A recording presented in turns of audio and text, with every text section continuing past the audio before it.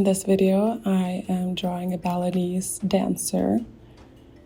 I've already sketched out the sketches, and this is a pretty detailed sketch. So what I'm doing in this video is adding the line art with the right brushes, with my brushes, download below if you want them. Yeah, and adding shadows so that it gives it a more finished look. This is the last making of the illustration video that you're gonna get for this coloring book, because guess what? It's finished and it's basically ready to go. So next week you'll get a new video with a little rundown of how the book looks like, etc. So get ready for that and enjoy this one.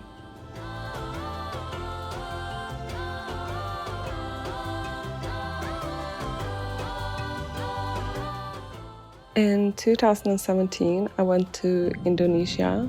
That was the first time ever I'd gone to Asia. I mostly visited the islands surrounding Bali. Classic, I know. One of the days, me and my friend were in Nusa Lembongan, an island right outside of Bali. And we had planned to leave for another island. But on our quest to go there, we noticed a particular layer of silence over the island. While trying to book a boat, we were told that there was a special holiday that day, and that it was not possible to go by boat. We weren't even supposed to go into the water on the beach. So we ended up renting a golf car and drove around the island instead.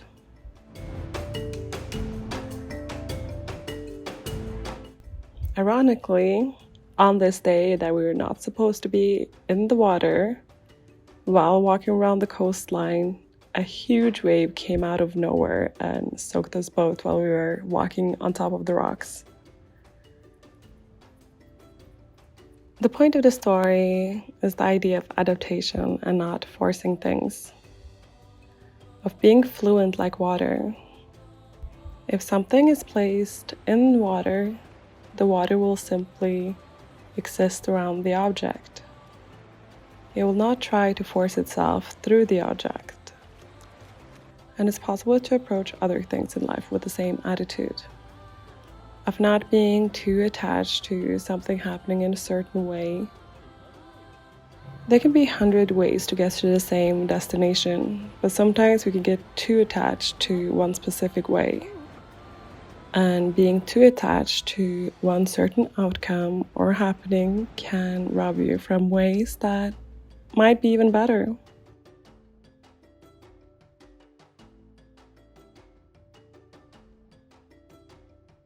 This can also end up causing you an excessive amount of frustration, because you have this one image of what will happen and therefore become completely detached from the other opportunities in the present moment. And this is also an important aspect of not forcing things. The idea of being present.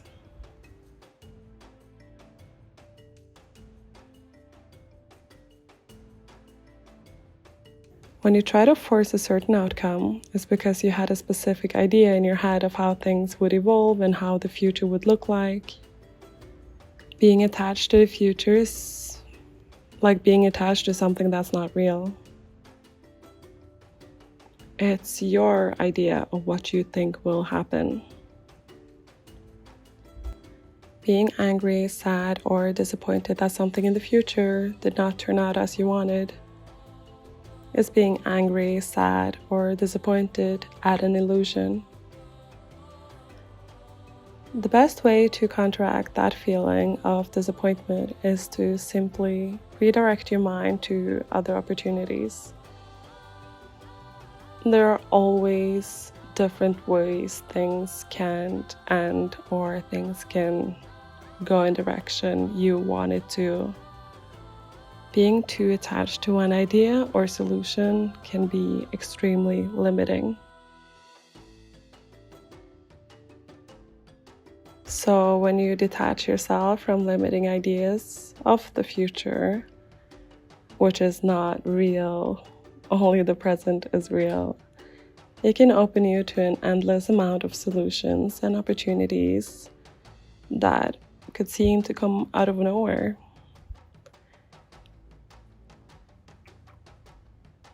You are in that way more open to spontaneous opportunities.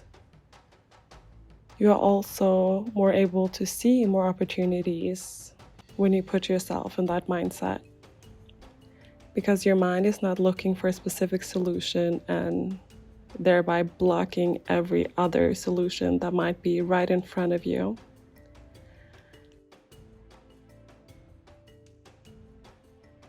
Because your mind is open, it can also be creative, creating and visualizing ideas from what is already in its surroundings.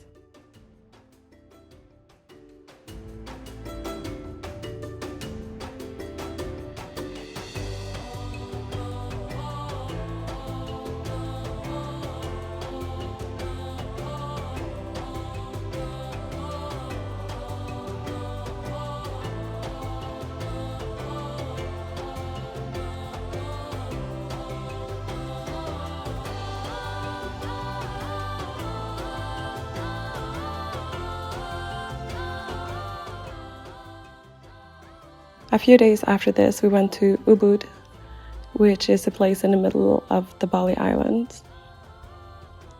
It's known for its rice fields and for its many yoga studios. When I decided to make this illustration of this Balinese dancer, I had actually forgotten that I'd seen a Balinese dance performance in real life. That was until I saw this photo.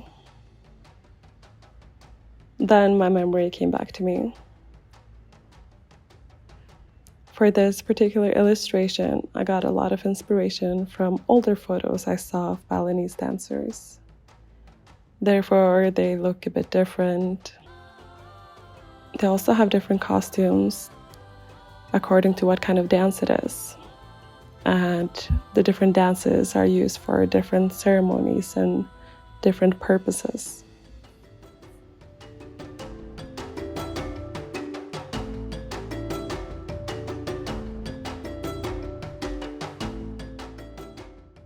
Thank you for watching the video, and I'll see you next time.